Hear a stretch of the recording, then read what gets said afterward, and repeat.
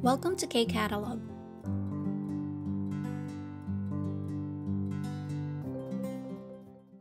Level 3 na tayo, Unit 6, Textbook, page 74. Start tayo with 어휘 vocabulary. Number 1, 도시는 어떤 특징이 있어요? 도시, ibig sabihin yan is city, syudad. 특징, characteristics. Characteristics, so ano daw yung mga characteristics na meron sa isang syudad? And then, 살기에 어떨 것 같아요? 살기 means yung pagtira, no? So, tinatanong ka dyan, ano sa palagay mo ang pagtira sa city? So, dito, yung mga phrases natin, mga characteristics siya or nagde-describe sa isang city. Sabi, 문화 시설이 많다. 문화 시설 means culture facilities. Culture facilities ay marami daw, no? Many. 많다. So, ano na ba itong mga culture facilities na to? Mga malls. Ano pa? Movie house or movie theater. Mga center katulad ng multicultural center, yan, mga museums, yan, mga 문화 시설. And then, 안전하다. Ibig sabihin nito is safe. 소음이 심하다. 소음, ibig sabihin yan is noise, yung ingay. So, anong mga ingay? Ingay ng sasakyan, ingay ng mga tao, yan, 소음. And then, 심하다, serious. So, ibig sabihin, malala ang ingay sa city. 거리가 깨끗하다. 거리, mga daanan, no? Road or street. Yan.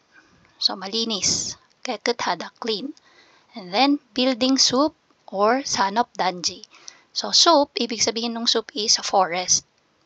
And then, building as is building. So, bakit sinabing building forest? Kasi para kang naglalakad sa kagubatan ng mga building pag nasa city ka kasi halos lahat na makikita mong nandyan ay puro building. And then, 산업단지, 단지 means complex. And then, 산업, industrial. So, nandito sa city, yung mga industrial complex or companies, no? Madami niyan. And then, 공기가 탁하다. 공기 means air. And then, 탁하다, stuffy. So, ibig sabihin lang nun is, hindi malinis ang air sa city, no? And then, 걸어서 공원에 갈 수 있다. Sabi, you can go down to the park by walking. So, ibig sabihin, malapit sa park. 산책로가 있다. So, itong 산책로, ito yung trail or lakaran, no? Para ikaw ay makapaglakad-lakad. So, ito. Yan, usually, nasa park yung mga yan. So, yan yung mga characteristics na pwede nating gamitin pagdating sa pagde-describe ng isang city. Okay, so, paano natin sasagutin tong question dito? 도시는 어떤 특징이 있어요? So, ayan, pwede mong sabihin to. 도시는 문화시설이 많고 안전해요. Or pwede din naman itong 거리가 깨끗하다 and 소음이 심하다. So si 거리가 깨끗하다, positive siya, no? Malinis yung mga street. And then, yung malala ang ingay, medyo negative naman siya. So, pwede mo sabihin 도시는 거리가 깨끗하지만, so ginamit natin si 하지만 as connector, no? So, 거리가 깨끗하지만, then pwede mo na idugtong si 소음이 심해요. Okay, so, 심해요, naka-present tense lang. Tapos, another one, yan. So, pwede mo lang gamitin or laruin yung mga nakalagay dito na information. So, ito, pareho silang positive. Yan. So, katulad nung nandito sa una nating sentence na ginawa, positive din to, maraming cultural facilities and safe. Kaya yung ginamit natin is yung go na grammar. No? Pinagdugtong natin, 문화 시설이 많고 안전해요. So, dito, pagdugtungin ulit natin sila, 걸어서 공원에 갈 수 있고, and then, dugtong na natin si 산책로가 있어요. So, ginawa lang natin present tense yung ending. Okay, so, ganyan yung mga example na sagot dito sa unang question. So, paano naman yung second question? 살기에 어떨 것 같아요? So, paano ang tingin mo sa pagtira dito? So, ganun pa rin, no? So, this time, medyo i-elaborate po lang ng konti. 도시는 문화시설이 많고 안전해서 살기가 좋을 것 같아요. Okay, so bigyan ko kayo ng example pattern dito sa taas.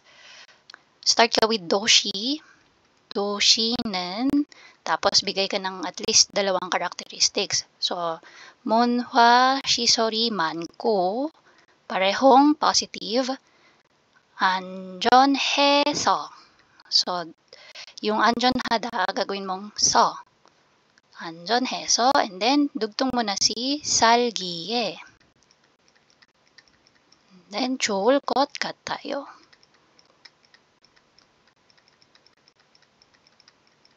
So, ito, pag parehong positive yung characteristics na sasabihin mo. Okay, so pwede din itong si goroso gongwani. So, lagyan ko ng kulay na para hindi tayo malito. So, paano naman yan? So, again, 도시는 걸어서 공원에 갈 수 있고 산책로가 있어서 살기에 좋을 것 같아요. So, dito naman tayo yung isang positive, isang negative. So, dito, pwedeng magkabaligtad yung ano nila, no, sequence. Pwedeng mauna si 소음이 심하다, tapos kasunod si 거리가 깨끗하다. Okay, so, gawin natin baligtad naman. Sabi natin, 도시는 소음이 심하, so dito natin dudugtong si 지만, 심하지만, 거리가 깨끗해서 살기에 좋을 것 같아요. Okay, so pwedeng ganun, no? Or kung hindi ka naman masyadong agree sa pagtira sa city, pwedeng puro negative yung gawin mo. So, hanap ka ng mga negative points. So, ito, yung 공기가 탁하다 at saka 소음이 심하다. So, paano yon? 도시는 소음이 심하고, so, since pareho sila na negative, so, go yung idugtong mo.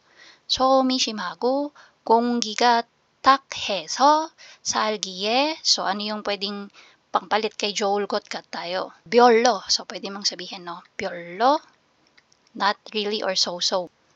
So, pwede sabihin, 별로일 것 같아요.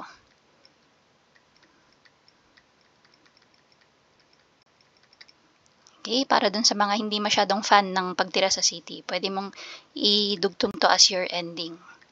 Okay, 별로일 것 같아요. Again, yung ating negative, no?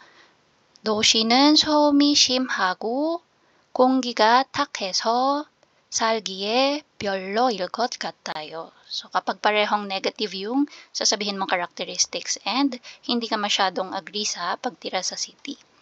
Okay, so baba tayo. Dito naman tayo kay 농촌. So, 농촌 is province naman yan or mga rural areas, no? Kanina sa city, urban, dito naman rural. So, pareho lang yung question, ano yung mga characteristics and ano sa palagay mo yung pagtira dito sa 농촌 or province. Okay, so dito we have 자연 환경이 좋다. 자연 환경, it means natural environment. So, good daw ang natural environment. Next, 한적하다. Again, 한적하다 is quiet. So, in terms na peaceful siya, no? Tahimik. And then, 공기가 맑다. 공기, again, air. And then, 맑다 is clear. So, dito, malinis ang hangin. Kasi mas maraming puno. Konti ang sasakyan. Konti ang buildings. Konti ang mga industrial companies. Next, 직접 농사를 짓다. So, 농사를 짓다, ibig sabihin, farming, no? Then, 직접, on your own or by yourself, you can do farming. Then, 경치가 좋다. 경치, scenery. So, good. So, maganda yung mga scenery. Then, next one, non. So, non, ito yung ating rice field. So, taniman siya ng mga palay. Okay, so rice field, non. And then, 하천이 흐르다. Ibig sabihin ng 흐르다 is nagfo-flow, no? So, ibig sabihin, nagfo-flow yung tubig. So, this 하천 is river. Okay, so it's like saying water is flowing or there's a river. Next, bat. So, bat, taniman pa rin siya. So, field din ito. Kaya lang ang mga tinatanim na dito, yung mga root crops naman, no? Carrots, potatoes, ayan. So, ito ay dry field, ayan. And then, we have binil house. So, ito yung mga greenhouse natin.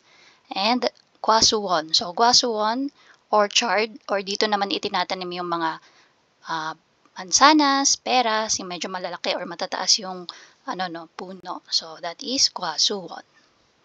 Okay, so yung question same pa rin. So, ano yung tuting or characteristic? So, pwede mo ring sabihin yung ginawa natin kanina. Try nating sagutin tong question sa una, no? So, gamitin natin si 자연 환경이 좋다 at saka si 한적하다. Okay, so pagdugtungin natin siya, pareho silang positive. So, sabihin natin, 농촌은 농촌은 자연 환경이 좋고, tapos dugtong natin si 한적하다, 한적해요. Okay? Present tense lang. 농촌은 자연 환경이 좋고 한적해요. Another one, kung ito namang dalawa yung pagdudugtungin natin, 농촌은 한적하고 공기가 맑아요. So, pwede din yun. And then, try ulit nating sagutin yung pangalawang question. So, pwede nating sabihin, 농촌은 한적하고 공기가 맑다. So, si 맑다, kung siya yung gagamitin natin, 맑아서. Yan. Tapos, 살기에 좋을 것 같아요. 살기에 좋을 것 같아요. Okay, so ganyan po yung pagsagot dyan. And then, dito tayo sa baba. So sabi niya, 여러분은 어떤 환경에서 살고 싶어요? Ikaw daw, saan klaseng lugar mo gustong tumira? Okay, anong klaseng environment? So gusto mo ba sa city or gusto mo sa province or countryside? Okay, so 이야기 해보세요. tingnan natin example na sagot. 저는 공기가 맑고 한적한 곳에서 살고 싶어요. Sabi niya, ako gusto kong tumira sa malinis ang hangin at tahimik na lugar. Okay, so saan niya gusto tumira? Lamang sa 농촌, countryside. Yan. So kung ikaw naman ay talaga, city person ka talaga, so pwede mo sabihin, 저는 문화 시설이 많고, so ito yung ginawa natin dyan, no? Yung unang-una sa city. 문화 시설이 많고, tapos idugtong natin another one. yung 거리가 깨끗해. Yan. So, 거리가 깨끗. So, anong ginawa niya? Yung 한적하다 naging 한적한. So, tayo, yung 깨끗하다 natin magiging 깨끗한. 깨끗한 곳에서 살고 싶어요. Okay, so nakagawa na rin tayo ng sagot natin. 저는 문화시설이 많고 거리가 깨끗한 곳에서 살고 싶어요. So, saan yan? Sa 도시. Okay, so hindi mo directly sinabi na sa 도시, pero dinescribe mo siya using yung mga characteristics, no? Yan. So, that's how you answer yung number 3. So, that's for our vocabulary. And that's it. If you find this video helpful, please hit the like, share, and subscribe button. So I still hope to see you in the upcoming videos, and again, thanks for watching.